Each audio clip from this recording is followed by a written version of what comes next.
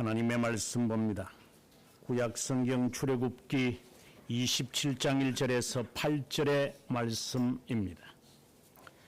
너는 조각목으로 길이가 5규빗, 너비가 5규빗의 제단을 만들되 네모 반듯하게 하며 높이는 3규빗으로 하고 너 네 모퉁이 위에 뿔을 만들 때 그 뿔이 그것에 이어지게 하고 그 제단을 노스로 싸고 재를 담는 통, 부삽, 대야, 고기 갈고리, 불 옮기는 그릇을 만들되 그 제단의 그릇을 다 노스로 만들지며 제단을 위하여 노스로 그물을 만들고 그 위 네 모퉁이에 놋고리 넷을 만들고 그물은 제단 주위 가장자리 아래 곧 제단 절반에 오르게 할지며 또 그 제단을 위하여 채를 만들되 조각목으로 만들고 놋으로 쌀지며 제단 양쪽 고리에 그 채를 꿰어 제단을 매게 할지며 제단은 널판으로 속이 비게 만들되 산에서 내게 보인 대로 그들이 만들게 하라. 아멘. 읽은 말씀 가운데 마지막 절 함께 읽도록 합니다. 아론과 그의 아들들로 회목한 정거궤 앞 휘장 밖에서 저녁부터 아침까지 항상 여호와 앞에 그 등불을 보살피게 하라. 이는 이스라엘 자손이 대대로 지킬 규례이니라. 아멘. 사실상 그 출애굽기의 20장, 우리가 지난주에 20장을 봤는데 부터 시작을 해서 이 40장까지 이르는 이 내용들은 성막 짓는 것, 그 성막을 짓는 그 지침, 그리고 그것을 잘못 행하는 것에 대한 경고, 그리고 난 다음에 40장에 보면은 하나님이 구름으로 완성된 성막에 임재하는 것을 봅니다. 이 성막에 대한 규례를 자세하게 지금 설명하는 가운데 있습니다. 성막에 대한 이 규례는 하나님과 우리가 언약을 맺었다고 했잖아요. 언약을 맺은 사람들이 어떤 자세를 가져야 되는지 그것을 소상하게 밝힙니다. 우리가 흔히 느끼는 것처럼 하나님이 치수 하나, 나중에 밝혀지지만 성전들의 그 길이, 그리고 기둥을 세우는데 기둥을 세우는 그 덮개, 받침, 고리, 연결, 이거 하나하나까지 하나님이 쉽게 말해서 꼬치꼬치 하나님이 다 따집니다. 만약에 이것에서 하나라도 어긋나면 하나님이 죽여버립니다.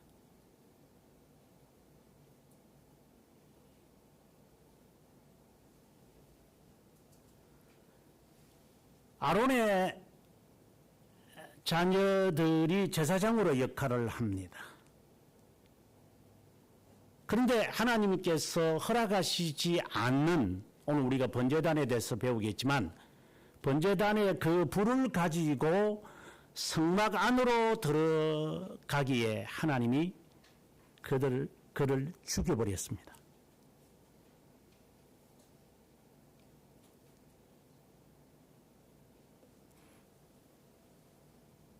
이것은 형식주의와 율법주의와 달리 하나님이 명하신 대로 하지 않고 네 마음대로 하면 하나님이 지옥 보내겠다라는 경고를 하시는 겁니다. 신앙생활은 네 하고 싶은 대로 하는 게 아니라 하나님의 자녀는 하나님의 자녀의 규례를 엄격하게 지키는 겁니다. 그 엄격하게 지키는 것이 율법주의로 빠질 수 있습니다. 그래서 이 하나의 그 자세한 세밀한 정교한 정리된 하나님이 보여주신 그대로 해야 됩니다. 여기에는 예외가 없습니다. 그런데 그것을 이제 형식적으로 예를 들어서 방주 사이즈가 만 몇 미터가 되겠다. 300규빗이다. 이러니까 사람들은 그럼 300규빗을 한번 만들자.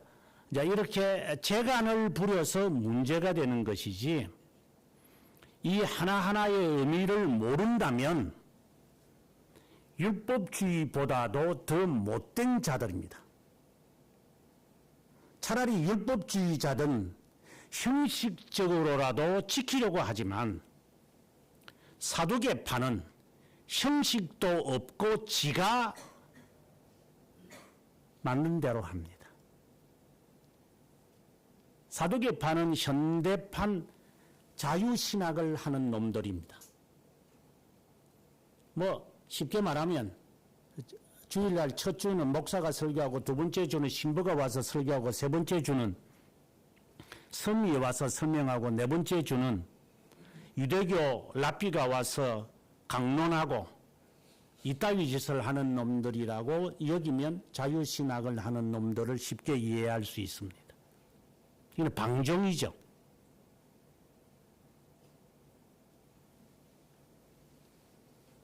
율법주의자들이든 자유주의자들이든 같은 자들인데 중심에는 지 자신이 있습니다. 지가 보는 대로 합니다.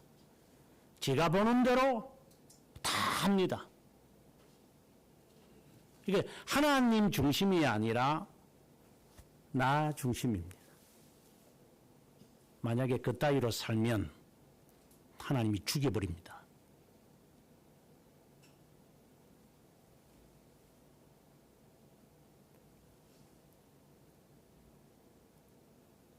움켜쥐면 풀지를 못합니다. 자칫해서 율법주의나 자유방임주의로 빠지겠지만 빠지지 않으려고 몸부림쳐야 됩니다. 바로 서 있는 게 쉽지 않습니다. 그래서 지난주 락칼럼에서 바르게 걸어가는 것이 정말 어렵기에 노란줄을 따라서 달린다, 이렇게 이야기했습니다. 그래도 눈동자가 초점이 달라지면 달리면서도 제가 휘청하는 것을 제가 봅니다. 걷는 놈들의 대부분이 다 지그재그로 걸을 겁니다. 너도 마찬가지야. 그렇게 안 하는 놈을 저는 본 적이 없습니다.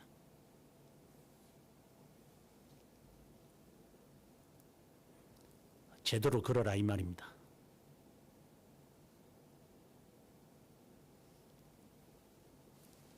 신앙생활도 제대로 하기가 정말 어렵습니다.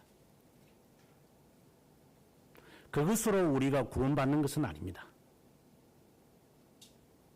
하지만 하나님의 자녀이기 때문에 힘써야 하는 겁니다. 거기에 방종하지 말라 이 말입니다.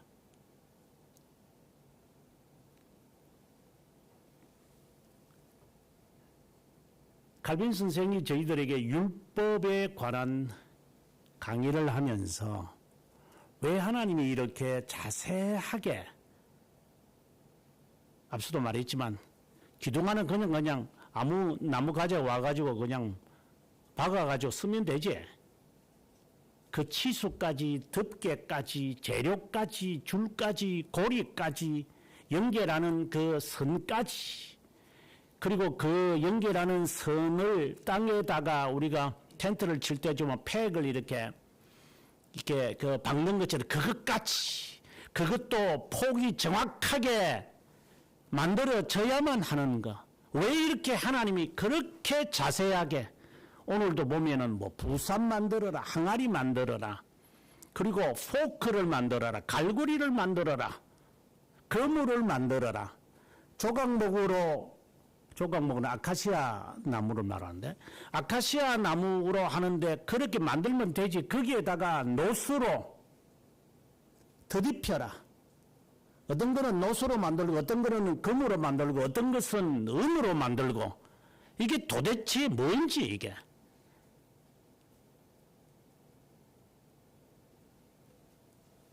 성막을 덮는 것이나 성막을 애울 때에 너 마음대로 하지 말고 청색, 자색, 홍색 실로 가늘게 꼰실로 반드시 해야 된다. 하지 않으면 죽여버리겠다는 겁니다. 이것은 영원한 거다. 이걸 형식주의라고 말하는 겁니까? 칼빈은 여기에 대답을 합니다. 왜 하나님이 이렇게 정교하게 정밀하게 하나님이 우리에게 이렇게 바뀌시는 것일까? 하나님의 자녀가 아닌 자들은 이 복잡한 걸 싫어합니다. 아주 간단합니다. 복잡한 걸 싫어할 겁니다. 하나님의 자녀가 아닌 놈들은. 왜? 지 마음대로 살고 싶으니까. 하나님의 자녀면 아무리 복잡하고 아무리 힘들고 아무리 세밀하더라도 그걸 하나하나 다 알려고 그럽니다. 알아야 합니다. 알고 파합니다.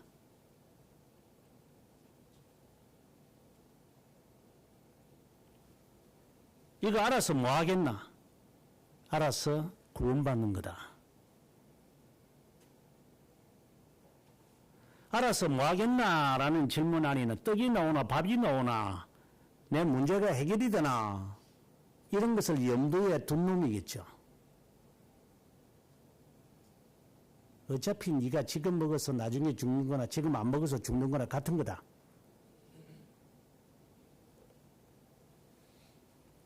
어차피 죽을 때 거품 내면서 질질질 거리면서 죽을 거고, 일찍 죽고 늦게 죽는 것 차이밖에 없는데 예수 믿어서 떡이 생기나 밥이 생기나 하는 놈들에게 제가 대답하는 겁니다. 어차피 니도 죽을 거잖아.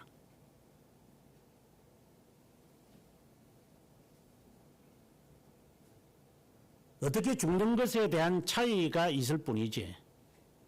그래서 이 짓 한다고 해서 밥이 안 생긴다고 해서 안 하고, 밥이 생기기 때문에 네가 그 짓을 하면 어차피 네가 죽을 때 어떻게 죽을 것이냐가 판결이 될 것을 알아야만 할 겁니다. 죽는 거 간단하죠. 하지만 어떻게 죽을 것이냐는 겁니다. 밥이 생긴다, 떡이 생긴다는 말을 하지 말라는 말입니다. 복잡한 것을 싫어할 것이다. 유기된 자들은. 왜? 대충, 대강, 대략, 대개 살아가니까. 별로 중요하지 않습니다. 그런 놈들에게는. 지 문제는 또 아주 세밀합니다, 또. 하나님의 것에는 대충, 대강, 대략하고 지 문제는 그렇게 고민에 빠져서 잠도 안 잡니다. 그래서 머리가 터질 것 같이 두통에 있을 겁니다. 바로 그런 놈들입니다.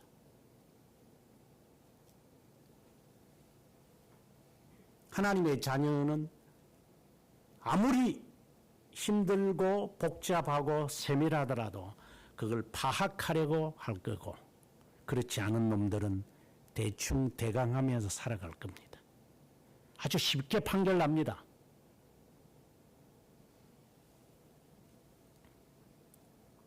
오늘도 아주 자세하게 들어갈 겁니다. 여러분들이 저를 못 따라오면 아주 쉽게 생각하십시오. 아, 내가 유기된 놈하고 비슷하겠구나 라고 생각하시면 됩니다.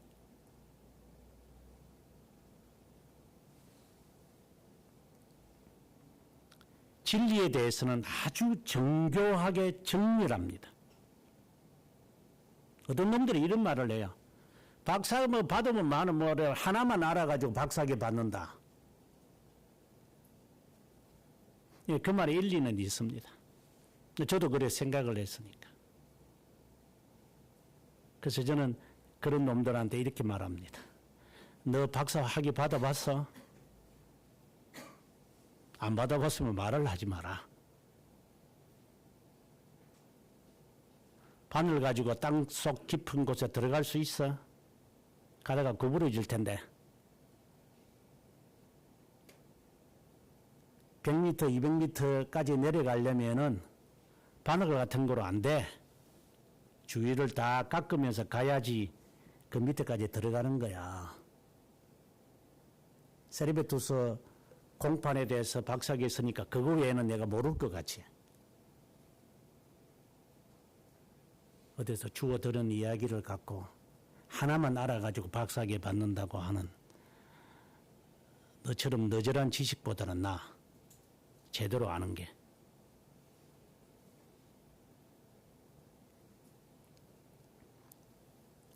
하나님의 지식에 관하여 우리는 세밀하게 알아야 합니다. 하나님의 자녀이기 때문입니다.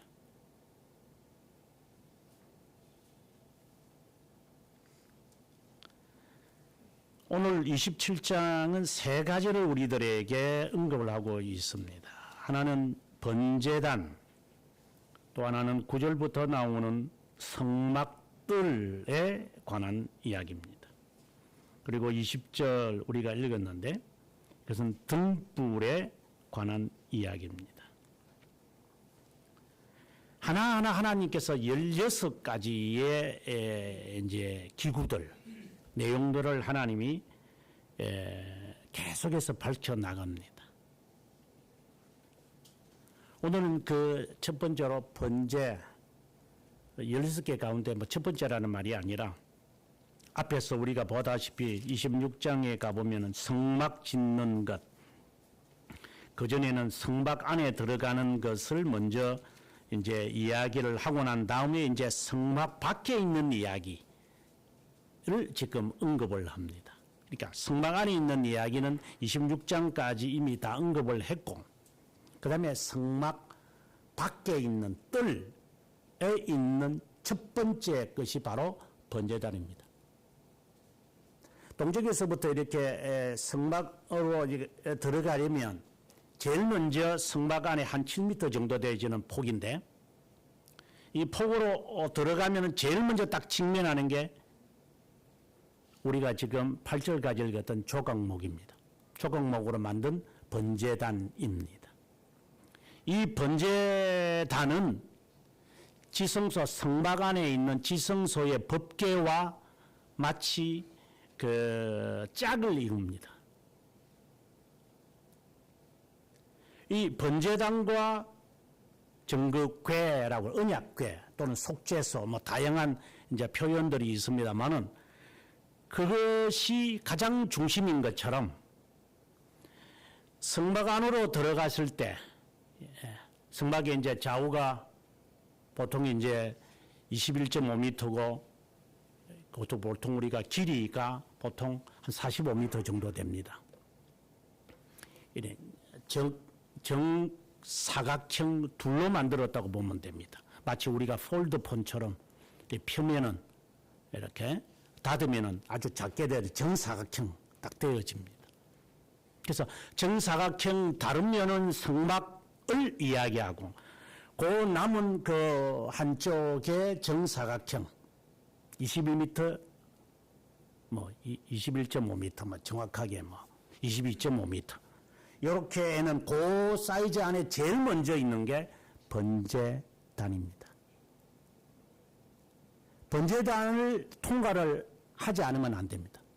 그 다음에는 회개를 상징하는 놋, 보통 놋대야 뭐 이러는데 노뚜멍, 우리말에 노뚜멍이 있습니다. 그러니까 번제단을 거쳐서 노뚜멍에서 다 씻어야 합니다. 씻지 않고 성막 안으로 들어가면 그는 이제 죽는 겁니다.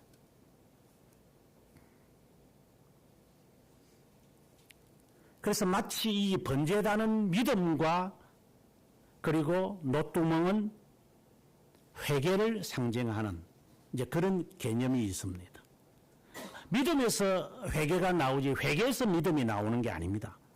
칼빈은 기독교 강요 3권 1장 1항에서 아주 3권 3장 1항에서 이걸 자세하게 말합니다. 믿음에서 회개가 나오지 회개에서 믿음이 나오는 것이 아니다. 바꾸어 말하면 번제단을 지나서 노뚜멍이 있는 것이지 노뚜멍이 먼저 있고 씻고 난 다음에 번제단으로 가는 게 아니다. 일단 번제단을 거쳐야 된다. 이건 믿음을 상징하니까. 그 다음에 회개가 나와서 성막 안, 하나님과 교제를 의미하는 성막 안으로 성소라 그러죠. 보통 우리가 생추어리라고 그러는데 생추어리로 우리가 들어가게 된다. 이렇게 되어 있습니다. 이 번제단은 마치 믿음이 어떻게 형성되어지는 것인가? 뭐 믿음이라는 것은 무슨 아이템을 말하는 게 아니니까 수용하는 수용이라는 단어를 제가 잘 쓰는데 그래서 요한복음 1장 12절에 보면은 그 이름을 영접하는 자, 곧 믿는 자들에게는 하나님의 자녀가 되는 권세를 주셨다. 이 말이 이제 영접이란 말이죠. 그게 이제 믿는 것을 말하니까. 그래서 믿는 것은 곧 수용하는 거거든. 영접하는 거거든. 그래서 이 영접하는 것이 어떠한 것인가? 이게 번제단에서 잘 드러나요. 이제 하나님께서 이제 번제단을 만들게 하시는데 이 말은 수용하는 이 믿음이 어떻게 작용되고 활용되고 이것이 우리에게 어떻게 적용되느냐를 지금 말하고자 하는 거죠. 왜? 이 번제단에서 나중에 실제적인, 지금은 만드는 것을 이야기하지만 실제적인 것의 실용적인 이야기는 레위기 1장부터 이제 시작을 하는 겁니다. 속죄제물과 전제제물과 화목제물과 속건제물 이런 것들을 이제 실제로는 그거 실용적인 것이고 그것을 위하여 하나님께서 마련하신 것이 있습니다. 활용은 네가 속죄제나 번제와 같은 속죄제나 속건제나 화목제로 드리더라도 어디서 드리는지를 알아야지. 그래서 하나님께서 우리들에게 무엇을 제시하실 때 먼저 우리에게는 믿음이 있어야 되잖아요. 믿는 것이 있어야 되잖아요. 하나님이 어떻게 우리에게 믿음을 주셨는지에 대한 개념이 없이 지금 왜 우리가 아침에 여러분 교회 아마 올 때 아마 머리가 뻥하고 아픈 사람도 있을 거라고. 왜? 감기가 힘들고 말이야. 왠지 뭐 머리가 아프고 밤새도록 뭐 했는지 나는 모르겠지만 일족은 어떻게 살았는지 나는 모르겠지만 오기 싫은 사람도 아마 거의 대부분일 거예요. 근데 왜 와야 돼요 우리가? 잠자고 싶은데 따뜻한 아랫목에서 그냥 푹 해가지고 잠자도 일어나도 머리가 아프고 일찍 일어나도 머리가 아픈데 이리저리나 똑같은 건데도 그 머리가 아프기 때문에 그냥 오기 싫은 거죠. 내가 이 짓을 왜 해야 되느냐 이런 생각도 드는 사람이 아마 매주마다 있을 거라고. 새벽 기도는 더욱더 그렇지만 내가 왜 이 짓을 하며 사냐 아내가 잘 먹고 잘 사는데 이제 이런 생각을 하며 살 거라고.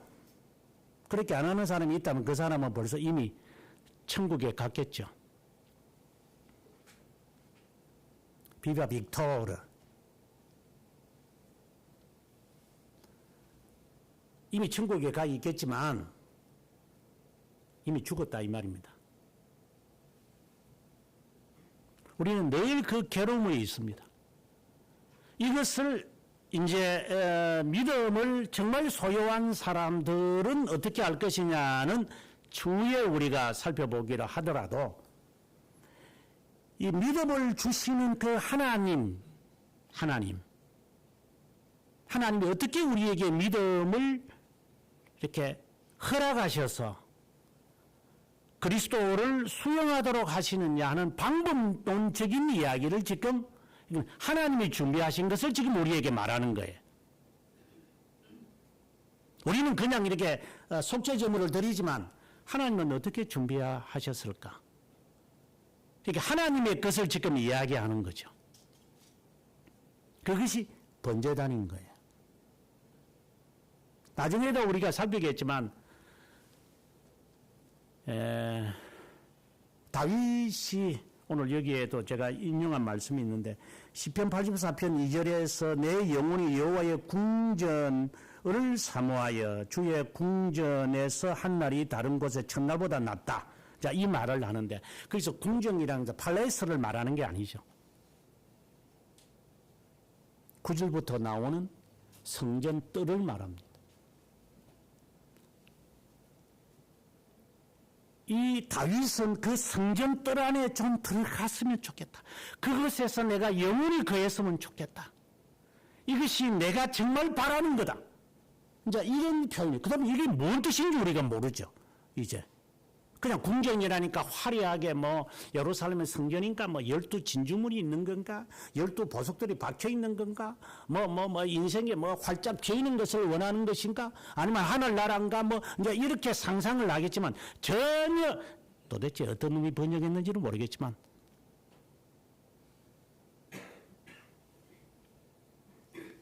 하나님의 임재가 있는 이 성전 뜰 밖은 하나님이 임재하지 않으세요. 성전 안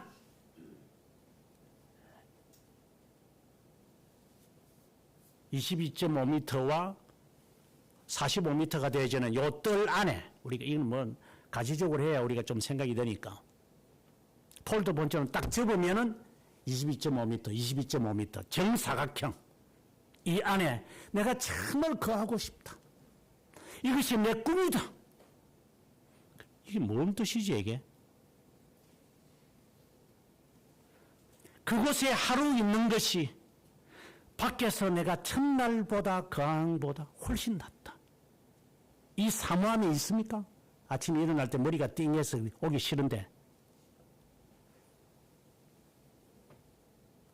각 국리밖에 없는 사람에게 이 말씀의 의미가 있겠습니까? 그 성전뜰 안에 들어가기 위해서 얼마나 준비하고 있는 것인지 마치 결혼식을 앞두고 뭐 좀 있으면 결혼할 사람들 오죽에 뭐 얼굴에 열심히 떡칠을 하겠지만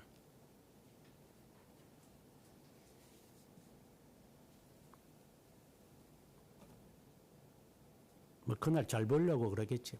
예쁘게 보려고. 그런 마음으로 우리가 가지며 살아갈 수 있을까? 그래서 결혼 초기에는 사람이 그 남편이 일어나기 전에 먼저 일어나서 앞치마 해가지고 뭐 음식 준비하고 따뜻하게 준비해놓고 있으면은 남편이 기지개 뻑 치면서 나와가지고 음식 먹고 나 출근한다. 그 꿈을 아마 한의문을 꿈꾸고 살겠지. 한번 살아봐. 1년도 안 지나가지고 부부싸움하기 시작할 거니까. 마치 그것을 꿈꾸는 것인가요? 다윗이 지금 무엇을 의미하는 것인가? 그 하나님의 성전뜰 안에 하루 있는 것이 밖에서 내가 첫날을 사는 것보다 더 낫습니다. 그 성전 그 뜰에 들어가는 첫 관문이 번제단이 있다는 사실을 그는 알고 있고 물두멍이 있다는 사실을 알고 있고 그 옆에는 번제단에서 불태우기 위해서 소나 양이나 비둘기, 염소들이 대기하고 있는 것도 알고 있고 거기서 죽이는 것이 나오고 피가 터져질 것이고 거기에서 그 재물들이 태워지는 것 그거 뭐 볼 거 있다고 그거 계속 피가 흐를 것이고 계속해서 걸러내야 되고 땀을 뻘뻘 흘리면서 근데 그 안에 들어가고 싶다고요? 하루를? 여러분 상상을 하십니까? 그 안에 거하고 싶다라고 하는 이 다윗의 의미가 뭔지 아시겠습니까? 하니문을 꿈꾸는 겁니까? 쉽게 말할게요. 꿈 깨라.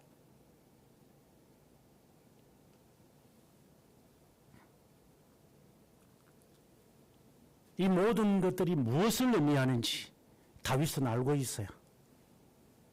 그래서 그는 그 단어를 쓰는 겁니다.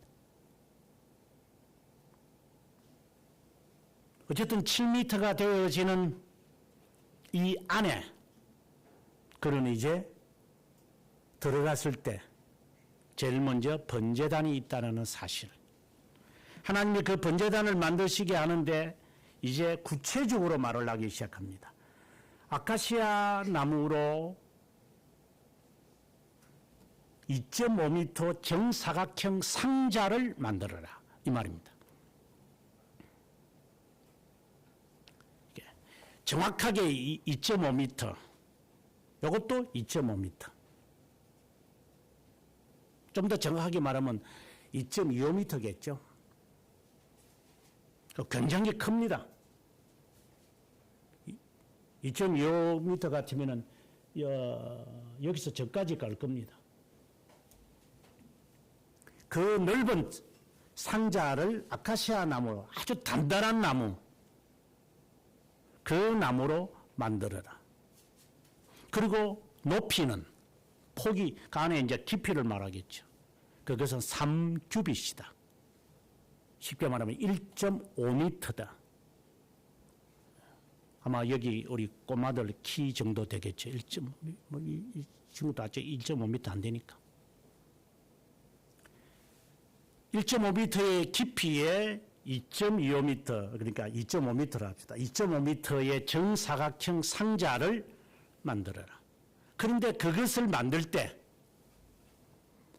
노수로 전부 다 덮어 씌워야 한다. 안팎으로, 그러니까 청동이죠. 다 이게 정으로 찧어가지고 딱 들어붙을 수 있도록 해야만 한다. 근데 지금 여러분들은 그 녹그릇을 본 적이 없죠. 제거들 때만 하더라도 어르신들이 그 밥그릇에 스테인리스가 없어가지고 이제 그 아침마다 아침 밥하고 나면 낮에 이제 오전 내내 어르신네들이 그 집 같은 거 이렇게 갖고 와가지고 그 더러워진 거 그거 닦는다고 계속해서 닦아요. 퐁퐁으로 닦는 게 아니고 그따위 짓만 하니까 앉아가지고 엉뚱한 짓만 하겠지. 할 짓이 그거밖에 없으니까. 그래서 이 사람들은 그 녹그릇을 하나하나 다 닦아요. 오전 내내. 그래가고 난 다음에 다시 점심 먹는 거를 또 닦고. 저는 어릴 때 그걸 보며 자랐습니다. 설거지를 놔놓고 그 다음 날까지 놔두는 사람이 아니라 그릇을 비우고 닦아야 되고 그리고 깨끗하게 해서 뚜껑까지 만들어 가지고 밥을 담아서 아버님을 들으시게 하시려고 아랫목에 이불을 덮어놓고 따뜻하게 해놓고 아버님이 일터에서 오면 그거 드리려고 제가 만지면 안 되고 너는 그냥 찬밥이나 먹고 아버지가 숟가락 들기 전에 네가 감히 얼마나 구전을 많이 던데 쌍버릇들이 없어가지고 이것들이 그게 율법주의입니까?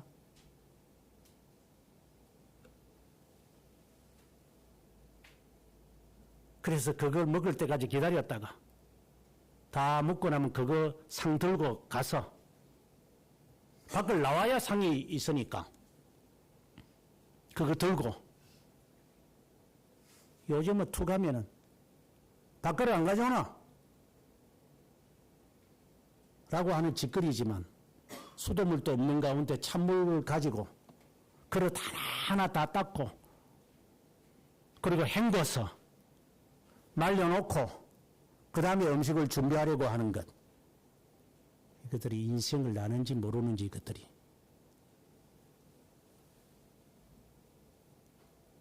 그렇게 하는 모습을 제가 보면서 아, 저게 여인의 상이구나. 저게 엄마의 상이구나. 그러다가 남편이 아프니까 내가 일터에 가야 된다.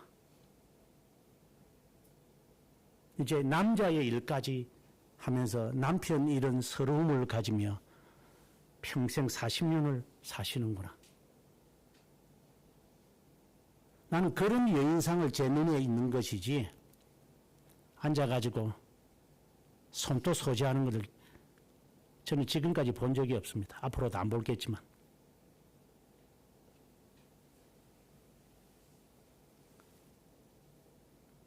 이게 고리타 보는 겁니까?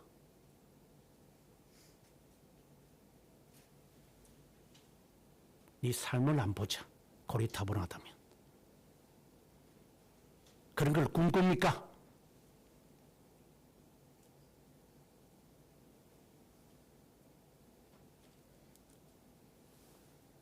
못으로 안팎을 다 덮어라.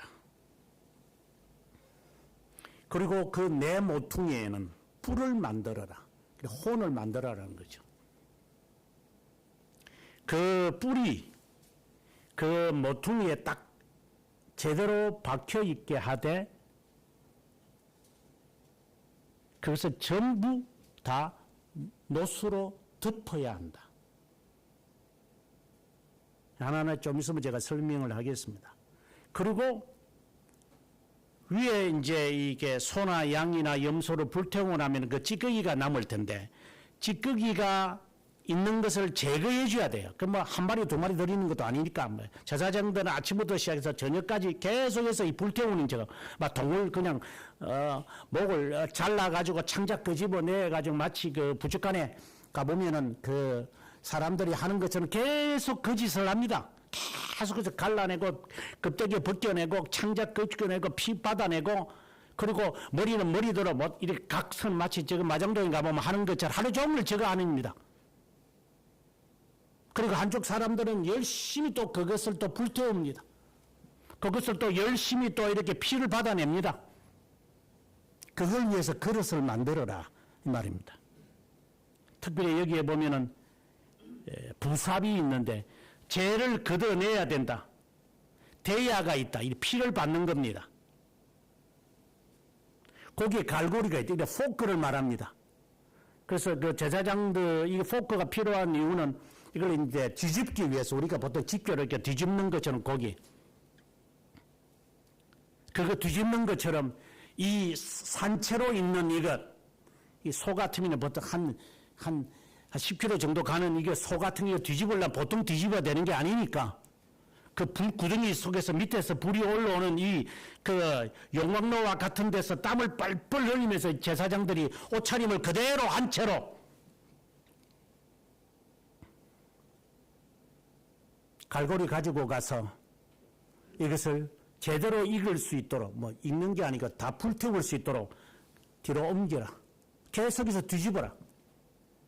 그리고 제사장이 먹을 수 있는 양만큼은 잘라서 제사장에게 가져가도록 포크로 이렇게 잘 익은 부분을 잘라서 제사장을 위하여서 마련해 놓고 그리고 거기에 있는 그 불, 그걸 재단에 불 태우려면 그 불이 있을 거다. 그 불이 끄지면 안 된다. 그 불을 그대로 가지고 성소 안으로 가져가야 된다. 그렇지 않으면 너는 죽을 거다.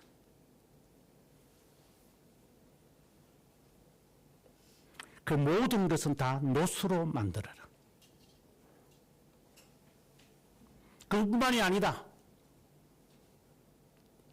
2.5m가 되어지는 상자와 같은 거 큰 거 만들었으면 그걸 옮겨야 되니까 노수로 들이폈고 무거운 아카시아 나무로 했으면 이게 상당히 무겁습니다. 그러면 그걸 옮겨야 될 때가 있을 것이다. 왜? 하나님 옮기라면 언제든지 옮겨야 되니까. 반드시 제사장이 그것을 옮겨야 된다. 법궤 옮기는 것과 동일한 이야기입니다.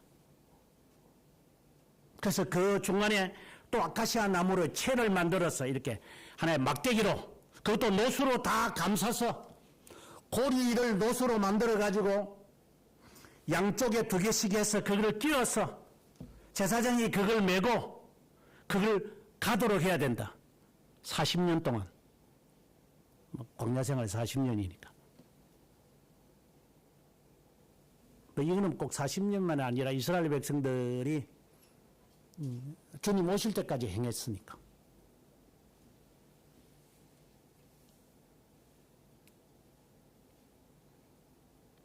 그리고 그 제단에 올라가려면 우리가 지난주에 봤지만 인간이 돌을 찧어가지고 편하게 하려고 계단 이렇게 만들어서 그렇게 올라가자 하지 마라. 자연석으로 다 놔둬야 한다. 깊이가 1.5m 되어지는 그 밑에 있는 그 재라든가 이런 거 집어내려면 그 보통 1.5m 상당히 높은 건데 그 깊이가 있을 거니까 그걸 하려면 쉽지 않을 거다. 그래서 마치 우리가 튀김을 하게 될 때 그 망을 만드는 것처럼 그 사이즈로 망을 만들어서 그물이 성경에 그물이라고 되어 있는데 그물을 만들어 가지고 1.5m 반 정도의 그물을 놓고, 그러니까 채 같은 거죠. 이렇게 놓고 통풍이 되어져서 위에 것이 잘 불태울 수 있도록 해야 된다. 그리고 그 채가 중간에 있어서 그제 떨어지는 것은 삽으로 다 끄집어내게끔 해야 된다. 불태울 때 너희들은 눈동자도 움직이지 말고 그것이 잘 타는지 항상 주시해야만 될 거다. 자빠자고 있어요.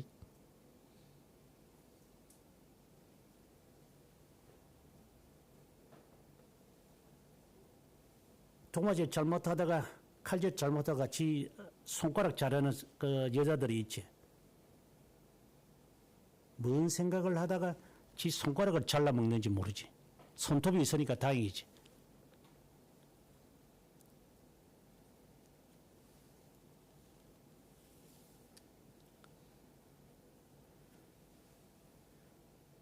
내가 내게 보인 그대로 너는 만들어야 한다. 그러면 그런 노선 어디서 구합니까? 너희들이 가져오는 거다. 올리브유는 요즘 이 사막인데 너희들이 가지고 와. 우리가 앞에 이제 우리 26절까지 안 바치면은 모든 것을 금초토부터 시작해서 다 금으로 만듭니다. 그걸 어디서 너희들이 귀고리부터 팔찌부터 해가 다 제시하는 거다. 어디서 가져오는 거예요, 그거? 나중에는 이 성막에 이제 그 성막을 지을 때 보면 햇빛이 장렬하니까 뭐 한 120, 그 화시로 120도, 보통 한 4, 50도. 라스베가스 가기 전에 이렇게 가보면은 그 온도가 한 45도 정도 올라가던데 엄청나게 덥습니다. 140도까지 올라가거든요, 화시가. 그러면 우리 여러분들 이야기는 많이 들어보셨지만 계란 후라이를 본넷에 올리면 올록 끓을 정도로 굉장히 뜨겁습니다. 뜨거울 정도가 아니고 그냥 화상을 입을 정도입니다.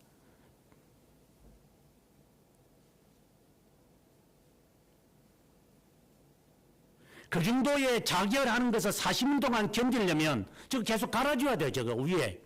그럼 너희들이 내라고. 그거 우리 신발인데요. 느헤미야가 나중에 그 말합니다. 40년 동안 하나님의 성막을 지키기 위해서 너희들이 물돼지 가죽을 하나님께 바쳤지만 너희들이 발이 부르튼 적이 있느냐? 없습니다. 하나님께 금팔찌부터 시작을 해서 귀걸이 모든 것을 드렸다고 해서 너희들이 궁전해 본 적이 있느냐? 없습니다. 하나님께 불평하지 마라. 하나님이 다 제공한 거 아니냐? 숨기지 마라. 도둑질하지 마라 이 말입니다.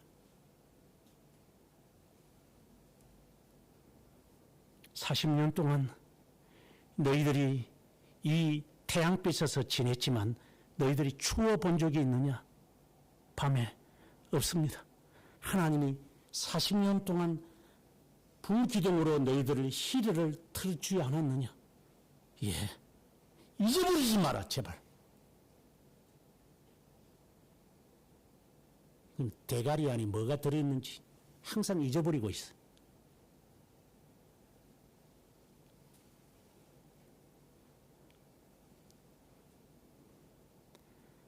(40년이) 지나면 이것이 다 헤어질 텐데 그게 헤어지는 그 실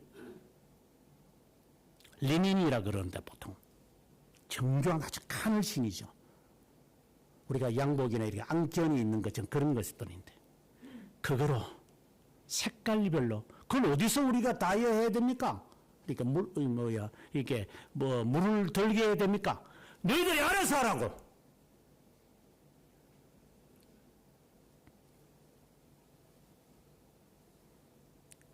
하나님은 정교합니다.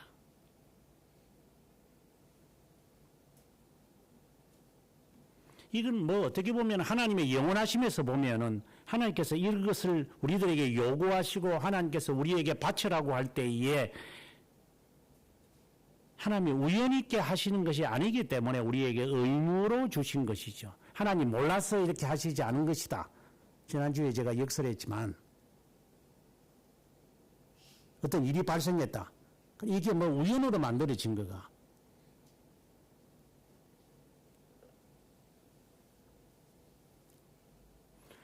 노수로 하라는 말은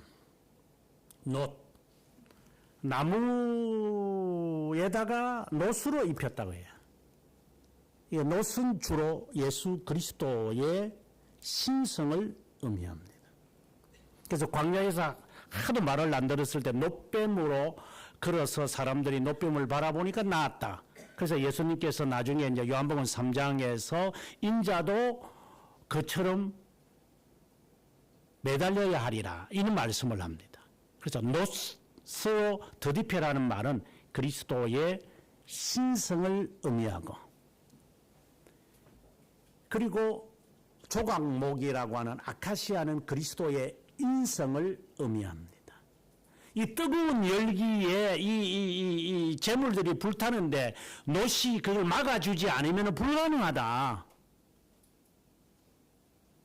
이 조각목에서 이렇게 향기가 나겠지만 열이 들어가고 나면 향기보다는 뜨거운 열 때문에 이 나무가 견디지 못하니 쉽게 말해서 우리가 하나님의 저주를 받아서 하나님의 진노 앞에 우리는 견디지 못한다. 오늘 제가 기도하면서도 했지만 하나님께서 하나하나 지적해 보십시오. 하나님이 나의 하는 이 짓거리나 생각들을 하나님이 하나씩 다 끄집어내어 가지고 하나님이 공개적으로 한번 해보십시오. 네가 살아남겠느냐? 못 살아남을 거다. 그래서 그리스도의 인성과 신성이 필요한 것은 그분이 중보자라는 의미를 담고 있는 겁니다. 그분 졸졸 따라다녀라 쉽게 말하면. 저는 모르는데요. 그분이 자기 자신이 번제단원이 되고 자기 자신이 거기에 불태워지는 제물이 되고 자기 자신이 피를 흘리고 자기 자신이 제사장으로서 다 하심습니다. 그분이. 제물도 되고 번제단도 되고 그리고 불태우는 것도 자신이고 다 자신이 다 하셨습니다. 자신이 다 끄집어냅니다. 자신이 다 받아냅니다. 자신이 다 담고 있습니다. 그분이 다 하신 겁니다.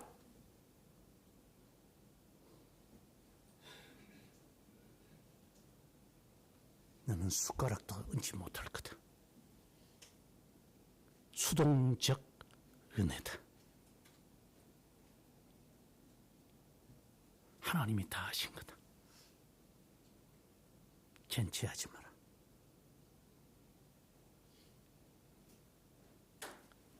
하이델베르그 17문에서는 이런 질문을 합니다. 왜 중보자이신 하나님 그리스도는 두 본성을 지니셔야만 하는가? 대답은 이렇습니다. 하나님의 저주를, 진노를 인성으로서는 견디지 못하기 때문에 신성이 요구되었다. 하나님의 진노와 저주를 못 견딥니다.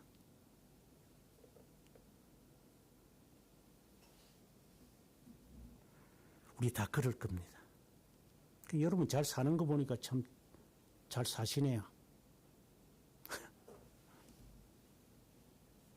잘 사세요.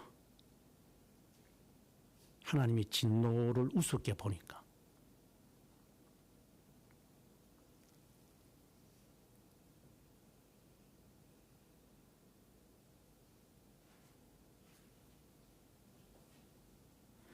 그것을 담당하신 그리스도를 얼마나 우리가 아는지를 모르겠습니다.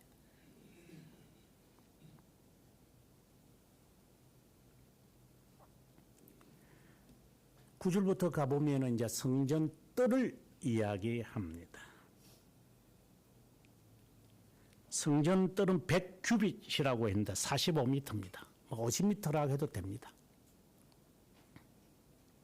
그리고 기둥이 있습니다. 기둥을 20개, 받침도 20개를 만들라고 했습니다. 그 기둥은 다 노수로 만들어야 한다고 했습니다.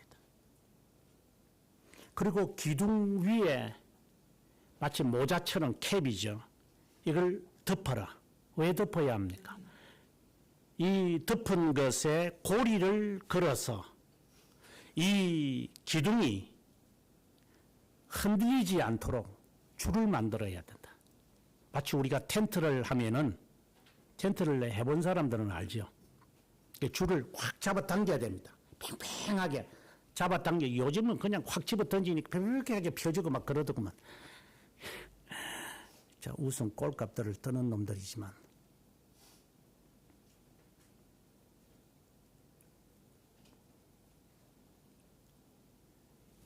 텐트를 제가 제 기억은 뭐 저보다 더 과거에 있는 사람은 알겠지만 저는 텐트를 처음 기억할 때 중학생 때였는데 그때 대나무였습니다. 대나무들을 이렇게 이제 다 이렇게 되어가지고 그걸 이렇게 하나씩 끼웠습니다.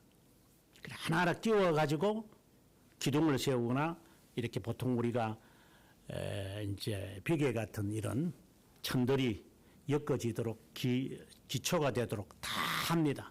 그리고 거기에 줄을 매달아가지고 잡아당겨서 이제 흙에 팩을 이렇게 박으면은 줄이 팽팽하게 있어야 됩니다. 왜 팽팽하게 있어야 되느냐?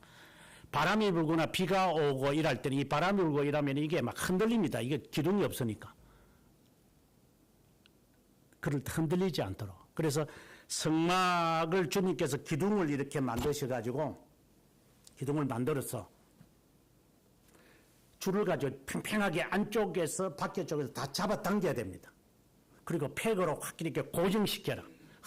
그러기 위해서는 이 기둥 위에 모자와 같은 이런 것이 필요하다. 그리고 밑에가 흔들리지 말아야 되니까. 그래서 밑받침도 다 만들어라. 근데 그걸 은으로 만들어라. 왜 은으로 만들어야 되죠? 이제는 또.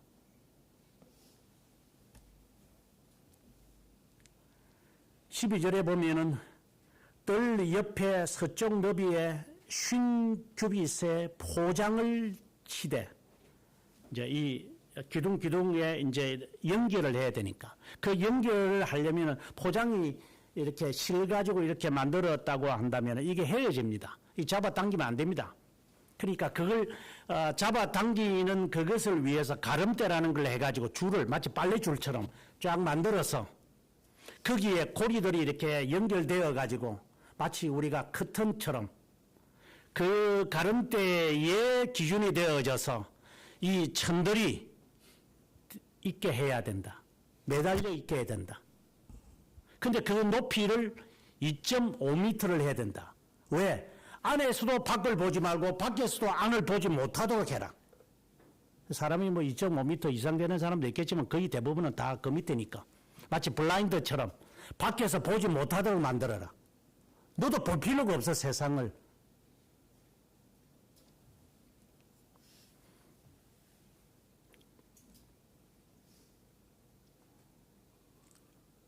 (16절에) 가보게 되어지면 출구를 만들어야 되는, 출입구를 만드는데 15규빗으로 해라.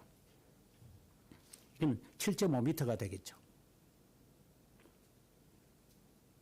받침도 만들고 기둥도 만들어. 문을 위해서는 그냥 만들 때는 그냥 천으로 이렇게 하는 것이지만, 이 문이 들어가려면 이제 이런 그 커튼처럼 있으니까 그거는 가늘게 꼰실, 마치 성막 안에 장식하는 것처럼 똑같이 그렇게 한다. 제사장이 입는 옷이 가늘게 꼰실처럼 그렇게 그대로 해야 된다. 그래서 16절에 청색, 자색, 홍색 실과 가늘게 꼰실로 술을 놓아서 아주 아름답게 만들어라. 성막에 들어가는 것이나 성전뜰에, 성막뜰에 들어가는 것이나 각게 만들어야 된다. 이는 그리스도의 신성을 의미하는 겁니다. 그리스도의 이름으로 들어가고 다시 성막, 성소 안으로 들어갈 때는 다시 또 그리스도의 이름으로 들어가야 된다.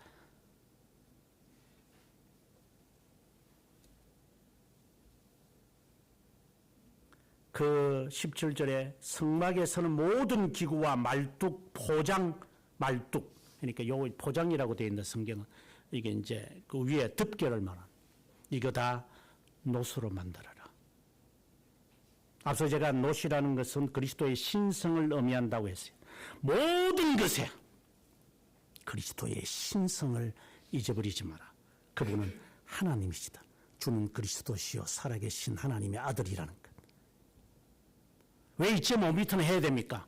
밖에 있는 사람들이, 성전뜰은 교회를 의미하니까, 너희가 이 세상에 들어왔으면 세상을 보려고도 하지 말고 세상 사람들이 너희를 보지도 못하게끔 만들어. 이 안에서 그리스도와 교제해라. 이것들이 예수 믿고 난 다음에 세상 거 다 끄집어 들어오는 놈들. 네가 밖에서 기타를 연주했던, 네가 밖에서 바이올린을 연주했던 그 뭔 소용이 있어? 바이올린과 뭐 기타가 뭐 나쁜 것은 아니지만, 다른 말로 네 성격이나 네 성품이 이게 필요가 있어. 나는 깔끔한 걸 좋아해요. 그 깔끔한 거고 신앙생활하는 깔끔한 거 뭔 소용이 있어?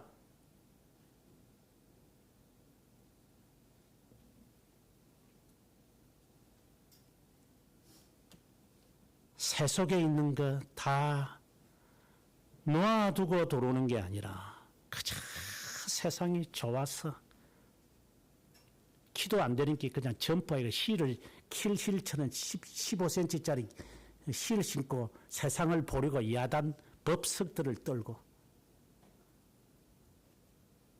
그럼 왜 들어와서? 왜 신자가 되는 거야? 세상이 좋으면. 신자가 안 되는 게 낫죠. 제가 힘들고 짜증나고 아프고 괴로우면 언제든지 쉬고 일하고 싶을 때 가면 되냐. 그러면 정규직이 필요 없지. 파트타임이 좋잖아. 일할 때 가고 안 할 때는 안 하고. 그럼 그렇게 살아. 보장은 없겠지. 사대보험은 없겠지.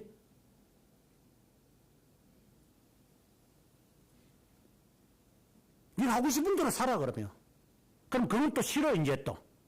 돈은 돈대로 받고 싶어. 보너스도 받고 싶고. 월차도 받고 싶지. 할 거는 다 하려고 그래. 월급은 또 올려달라 그래. 정규직도 아니면서.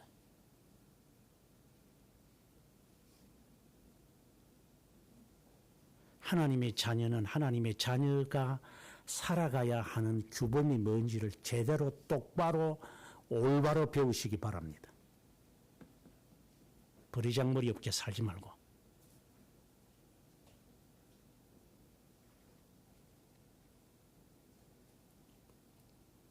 세상과 단절하라는 말입니다.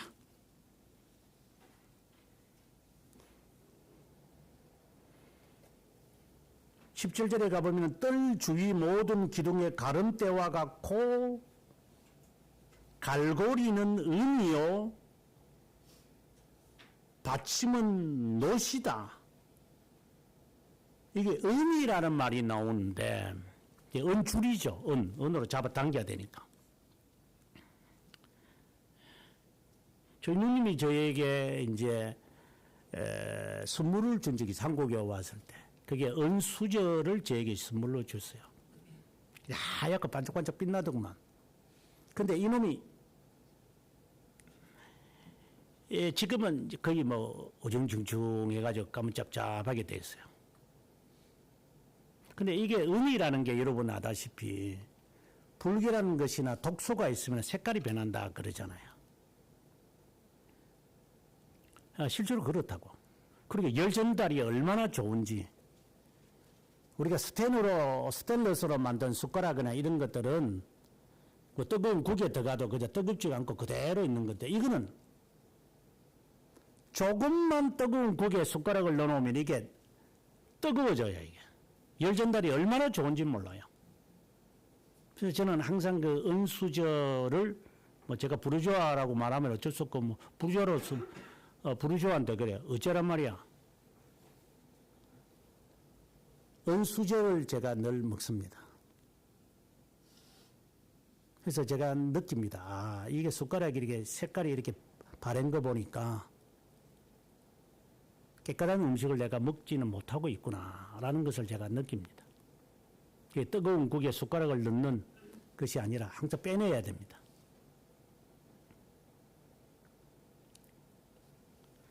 은은 마치 우리가 새 속에 물들지 않게끔 만드는 가름대입니다. 줄입니다.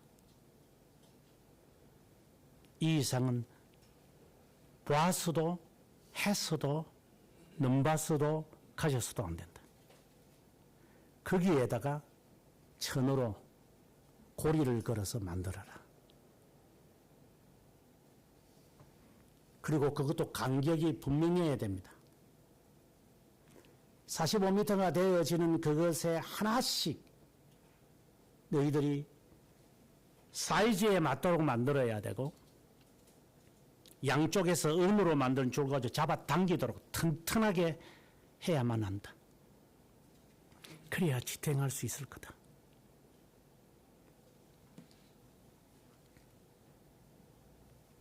이스라엘에 가보게 되어지면은 그 다음에 등불을 만들어야 하는데 이 불은 어디서 갖고 오느냐? 이거는 성소 안에 있는 것을 말합니다. 보통 우리가 촛대다 이런 말을 하는데 그 촛대는 저녁부터 아침까지 항상 어두움을 밝히도록 해야만 한다. 우리가 사무엘이 이제 하나님의 부르심을 받을 때에 그 촛대에 불이 꺼져가고 있었다. 그 있을 동안은 그 성전에 있었다. 이렇게 되어 있거든요. 지금 이 등불이 이렇게 캄캄한 밤에 불을 밝히고 있어야 된다.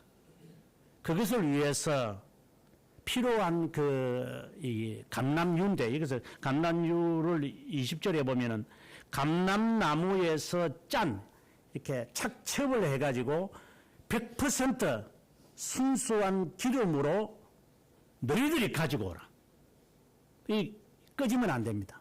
그럼 이거는 뭘 말하는가? 이 등불은 말씀을 의미합니다. 이 말씀이 너희의 입에서 귀에서 떠나지 않게끔 해야 된다.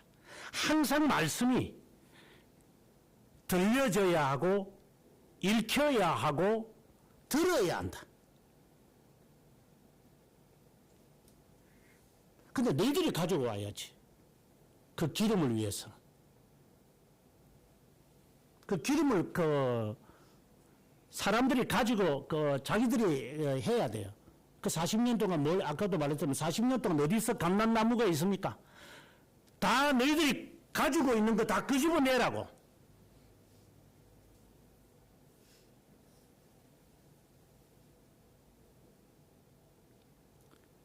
항상 하나님 앞에서 어두움을 밝히기 위해서는 말씀이 항상 따라야 할 거다. 계속해서 말씀을 들어야 할 거다. 여러분 진짜 훌륭하십니다. 어떻게 밥은 그렇게 열심히 처먹으면서 하나님의 말씀은 그렇게 안 듣고 안 읽는지 정말 신기하고 놀라운 사람들입니다. 철인 같습니다. 하나님의 말씀은 그렇게 등한히 하는데 이건 전제입니다. 하나님의 자녀라는 전제를 하고 합니다. 뭐 그렇다고 하나님의 말씀을 뭐 아침에 읽고 뭐 저녁에 바리새파 제가 처음부터 제가 말했지만 형식주의고 율법주의고 아니면 자기 방임 요 극단적인 것이 있습니다만은 제가 그것을 경고하고 있지만 말씀이 내 마음속에 항상 묵상으로 내 뇌리 속에 항상 그 말씀을 통하여서 내 삶을 이렇게 반영하고 그 말씀을 따라 뭐 작은 일에서부터 큰 일에 뭐 자세한 이야기 이 모든 것을 이렇게 마치 우리가 음식을 만들기 위해서 기름을 이렇게 참기름을 넣어서 고소하게 만들 줄은 알겠지만 모든 메사에 하나님의 말씀이 뿌려지며 담겨 있는 것은 맞는가? 양념 칠 줄은 아나. 그래서 양념 통작이 더 맛있나? 그래서 배달의 민족에 시켜서 먹나? 만들려면 못 만들겠지. 나중에 다 부메랑으로 오겠지만 그 맛을 내기 위해서 어떻게 해야 되는지 그 간을 맞추기 위해서 음식을 만드는 그 묘미가 있을 것인데 그렇게 맛을 보고 또 이상하면 다시 또 다른 것을 첨가해서 맛나게 하려고 얼마나 신경을 쓰느냐. 김치 하나도 못 만든 게 뭘 만들겠나마는.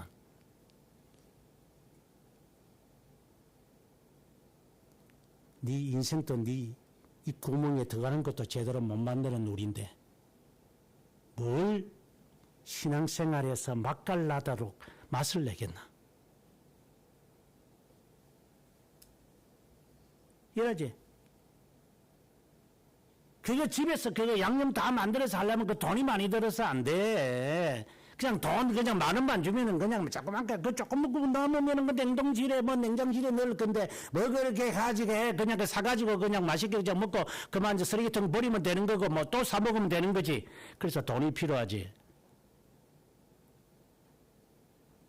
모든 것을 만들어 먹으라는 말이 아니라 그런 식으로 살지 말라는 말을 하는 겁니다. 신앙생활도 그따위로 지내겠지. 그래서 바리새파처럼 안 읽었으면 뭐 안 먹겠다 이런 개념이 아니라 항상 말씀을 내 마음속에 두면서 살라라고 하는 말을 하는 겁니다.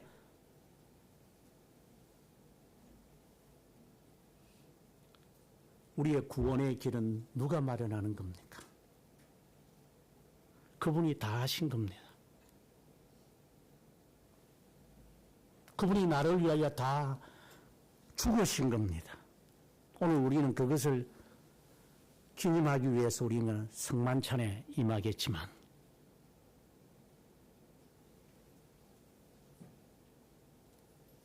그분이 나를 위하여 다 예배해 놓은 것은 믿나? 그 정도의 기본적인 것은 알고 사나?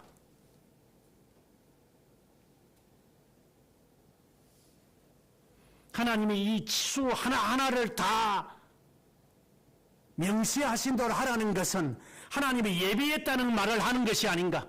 거기에 내가 볼 때는 우리가 다 만드는 것 같이 보이지만 하나님이 다 이 일에 대하여 준비하시고 마련하신 것이라는 것을 인정하지 못하는가.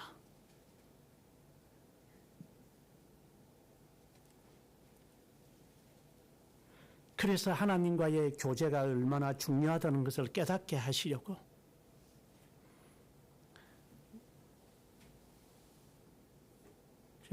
교리 공부에서 제가 밝히지만은 칭의라는 말도 justify, 성화라는 말도 sanctify, 거룩하다 여겼다는 거잖아요. 성화라는 게. 하나님이 나를 거룩하게 여기고 어렵다고 여기시기 위하여 그분이 번제단에서 어떤 짓거리를 하시는지는 아나.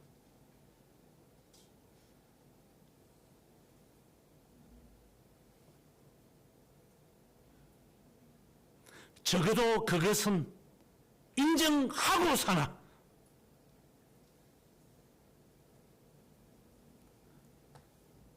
그래서 무슨 대답을 하는지 우리가. 지난주에 십계명 설교에서 하나님의 이름을 함부로 망령되이 일컫지 말라. 그런 자를 내가 죄 없다 하지 아니하리라. 하나님의 이름을 함부로 오염시키는 우리들.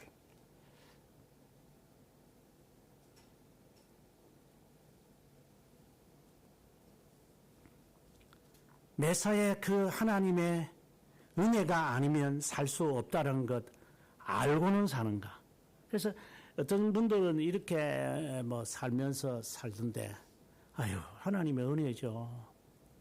그래, 말은 또 그래요. 하나님의 은혜죠. 그래, 챙기면 다 챙겨. 또 이상한 또 신앙생활을 하는 사람들. 물론 좀 완전할 수는 없지만, 하나님의 은혜죠. 해놓고, 그 다음에는 지 말이 나와. 그럼 이게 앞뒤가 맞는 말인지 모르겠어요. 하나님의 은혜라는 말을 쓴다면, 무상적일 것이고 너는 수동적으로 받았을 것인데 그러면 네가 하는 짓거리를 불평하지 말아야지. 그러면 종인데 슬레이브를 말하는 게 설번트인데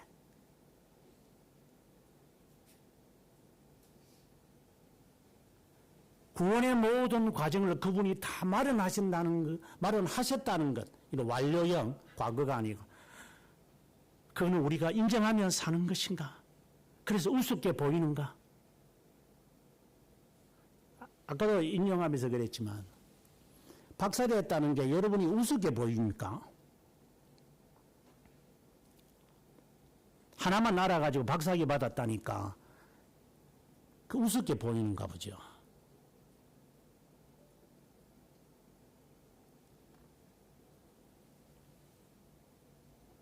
돈만 주면 박사학위 받을 것 같죠.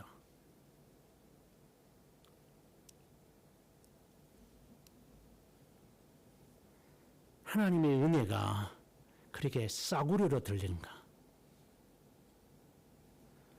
자신이 제사장이 되어 자신이 제물이 되고 자신이 번제잔이 되고 자신의 창자를 불태우고 자신의 피를 흘려서 자신이 그것을 들고 우리에게 와서 우리로 하여금 하나님과 교제하게 하시는 일이 우습게 들립니까? 적어도 이것은 간직하고 살아갑니까? 하나님의 은혜입니다. 하나님의 은혜입니다. 하나님이 다 허락하신 겁니다.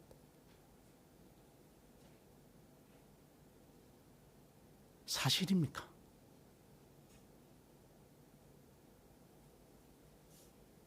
번제단에서 그리스도가 희생제물이 되어야 하신 이유는 어디에 있습니까? 왜 번제단에서 소나 양을 죽입니까? 염소를 죽이고 비둘기를 불태웁니까? 그거 생명인데 또 그러겠죠. 또 생명이니까. 그러나 소고기는 잘 먹더라. 삼겹살은 잘 먹고.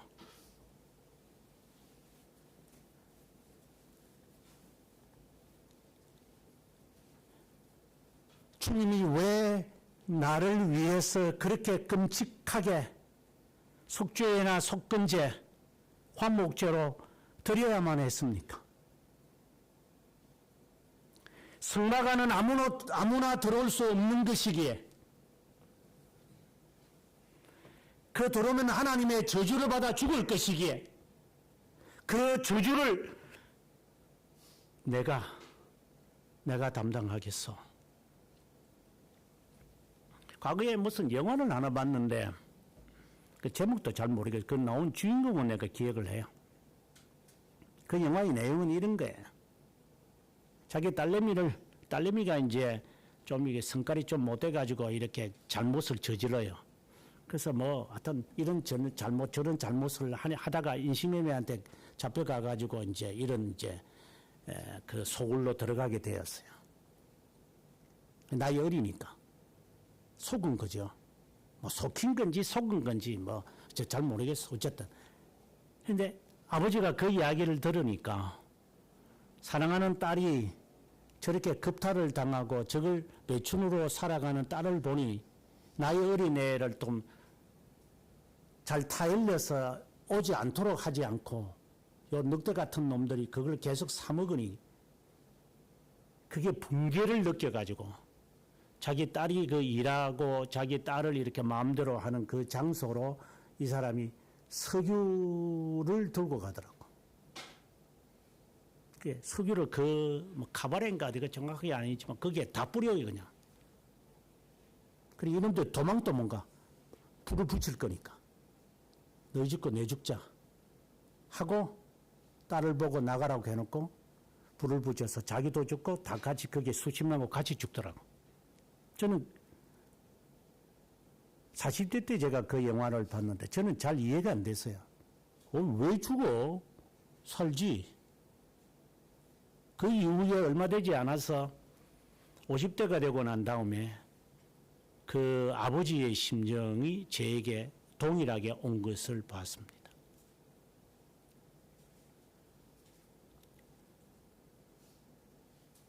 쉽게 말하면 이런 거죠. 이 아이는 미래가 있지만 나는 살 만큼 살았다. 너를 살리기 위해서는 내가 죽어도 여한이 없다. 그래서 그 아이가 거기에서 벗어났다. 뭐 그런 이야기 스토리 자체. 예수 그리스도가 그와 같을 겁니다. 내가 저주를 다 받으며 내가 피를 흘리며 내가 불태웠지만 내가 마치 자신의 시신을 자기가 들고 가스텔리오 루처에 올라간 사람들처럼 나를 불태워라. 그리고 나의 죄를 내가 모으마. 저는 제 모친이 이제 화장을 했는데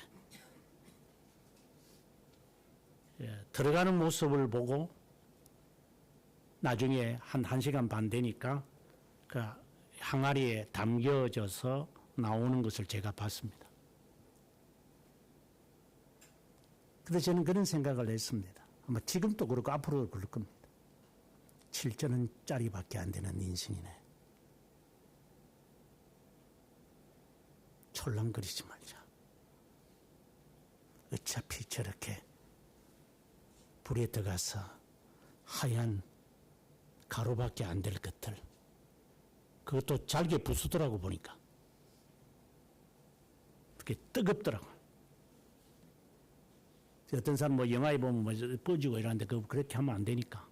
그래서 아버님 산소에 가서 가족들과 함께 그것을 심어 놨습니다. 가족들에게 그랬습니다. 잊어버리지 마라.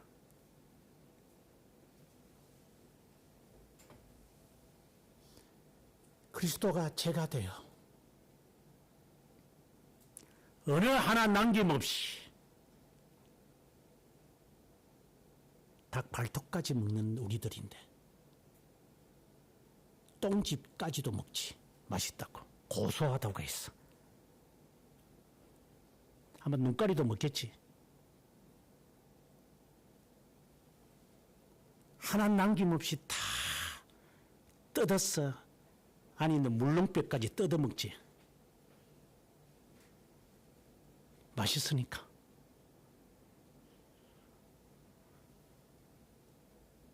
나중에는 곱창까지 먹지. 더러운 똥이 있는 것까지 다 챙겨 먹겠지. 고소하다고. 질기다고. 이빨도 안 좋으면서 그거 먹을 줄을 아나. 그리스도가 우리를 위하여 저주를 받은 것은 아나. 칼빈 선생이 이런 말을 합니다. 이스라엘 백성들이 제물을 드려서 제물이 내 눈앞에서 불타는 것을 보고 피를 흘리며 소리를 지르며 죽는 모습을 볼 때 내 죄가 용서받았구나를 생각하지 않았다. 앞으로 오실 메시아가 이런 고통을 당하여 내가 하나님 앞에 칭의가 되게 하시겠구나를 바라본 자들만 구원을 받았다. 우리가 이렇게 지금 예배를 드리러 옵니다. 마치 못해서 오는 자도 있겠지. 그것도 싫으면 나중에 도망가겠고. 뭐 이놈 교회 이거는 뭐 진짜 내 몸뚱아리 생각해가지고 이놈 교회 다녀서 뭐 하겠어 하고 도망가는 놈들도 수두룩했으니까. 지금까지 한 100명 이상은 됐으니까. 이것도 견디지 못하는 놈들이 뭘 견디겠다고. 예수 믿는다고. 물론 이거는 이제 유법적인 이야기지만 그리스도의 심장을, 심장이라고 하는데 심장을 나에게 가진다. 그것을 통해 나는 하나님 앞에 부끄러움 없이 하나님의 성전 뜰을 내가 밟게 되는구나. 하나님 너무 고맙습니다. 홍릉교에서 내가 사역할 때에 군사님 있다는 이야기를 내가 한 적이 몇 번 있었는 것 같은데, 이 사람은 아침에, 우리는 교역자니까 아침 일찍 갑니다. 그럼 아침 올 때 보면 뭐 얼굴이 이게 분발 나가지고 깨끗하게 와요. 뚱뚱한 군사님이. 그러면 성도들이 그때 당시 한 900명가량 됐으니까 그 식사 준비한다고 그 국수를 삶는데 힘이 좋으니까 덩치가 크니까 자기 혼자 다 하더라고. 그러면 이 화장한 얼굴이 진짜 그 더운 그 겨울에는 좋은데 이게 여름 되면은 이게 땀이 흘러가지고 막 몰골이 될 정도라 닦으면서. 그러면 화장 다 지워지니까 이거 닦고 저거 닦고 막 그러다가 막.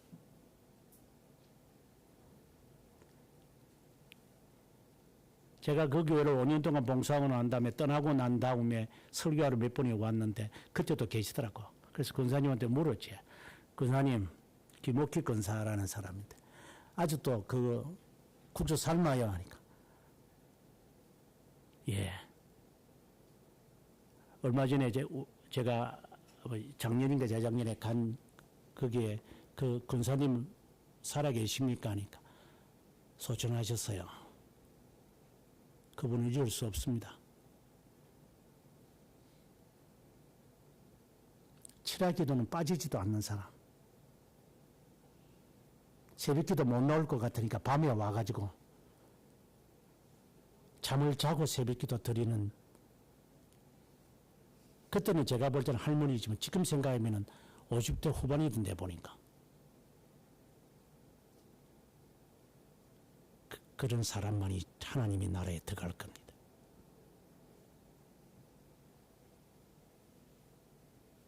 안나처럼 하나님의 성전을 떠나지 아니하려고 70년 이상을 고대하는 자만이 들어갈 겁니다.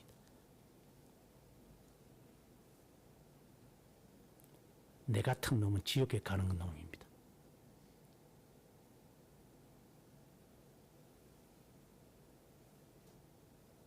그리스도의 심장을 내 가슴에 묻어서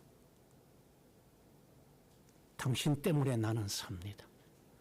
저주받아야 할 인간, 당신의 성전뜰에 나를 넣게 하시려고. 그렇게 다윗이 사모했던 것처럼 당신의 뜰에 하루 있는 것이 세상 궁궐에 첫날보다 사는 것보다 낫습니다. 이 마음, 궁극적으로는 하나님의 나라겠지만 하나님, 그저 당신의 지금 같으면 교회라고 봅시다. 교회를 사모합니다. 교회를 위해서라면 무엇이든지 제가 할 수 있습니다. 이게 율법주의입니까? 이게 자유방임주의자들입니까?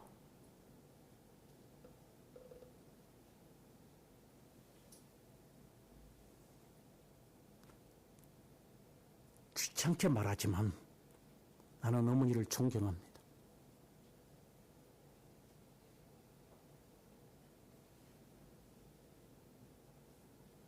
저희 누님에게 하는 말, 새벽기도 갈 수 있는 거리로 이사 가야 된다. 그래서 끝내 교회당 바로 눈앞에 보이는 가장 가까운 집으로 이사 가셨더구만. 하루 거리도 아니고 1분 거리가 되어지는 것. 그래서 즐거운 마음으로 내 전을 사모한다. 저는 그것을 율법주의라고 보지 않습니다. 너처럼 게으른 빙의 하는 놈과는 다르기 때문에 주님의 전을 사모합니다. 그 전에 가까이 가고 싶습니다. 그래서 그 전에 가서 내가 기도할 수만 있다면 그것이 내 소원이다. 나는 존경합니다. 가정을 팽개치서라도 하나님이 전에 가까이 올 수만 있다면 어떤 핑계라도 되겠지 니는. 하나님의 그 은혜가 너무나도 크기 때문에 손해는 되겠지. 계산이 머리에 잘 돌아가니까 이게 대가리는 그런 것밖에 안 돌아가니까 이게. 하지만 이것에서 언제든지 하나님 앞에서 살고 싶은 마음이 내 마음이니까. 다른 놈들이 보면 미친 놈이라 하겠지만 당신도 미치셨으면 좋겠어.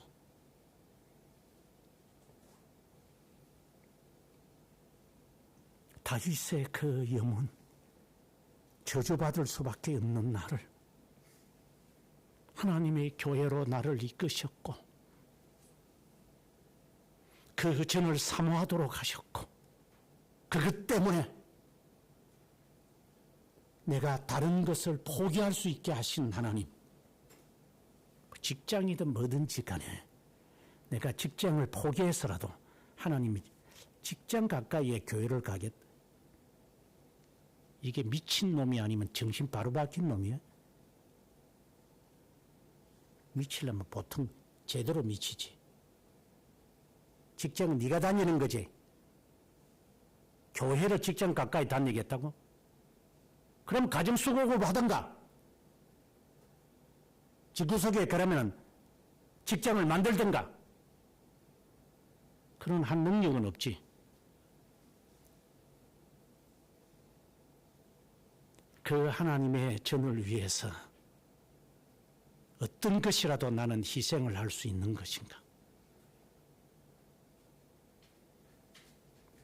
하나님이 모든 것을 해 놓으셨기에 나는 그저 무상으로 하나님의 뜻을 내가 밟는구나. 고맙습니다, 하나님. 그 마음을 가지고 살아갈 수 있을까? 여러분의 양심에 묻길 바랍니다. 이유까지 하나님이 아실 거니까.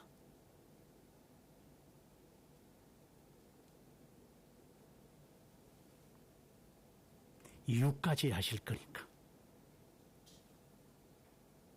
그 이유까지 하나님이 아실 거니까. 하나님이 판단하실 거니까. 마음을 하나님이 판단하실 거니까. 그래서 하나님이 하라시는 대로 하나님이 제공하라는 대로 하나님 내가 제공하고 이 가문 사막과 같은 데서 어디서 올리브유를 얻는다는 말인가?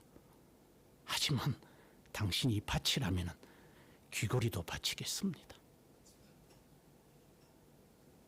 그리고 금목걸이라도 바치겠습니다.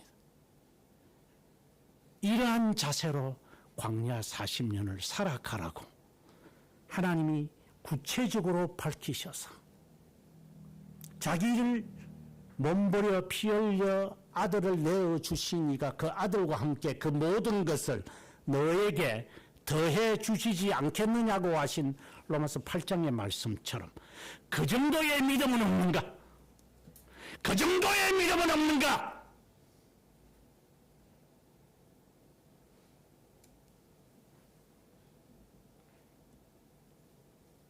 주님이 나를 위해 죽으셨다는 사실은 인정은 하는가?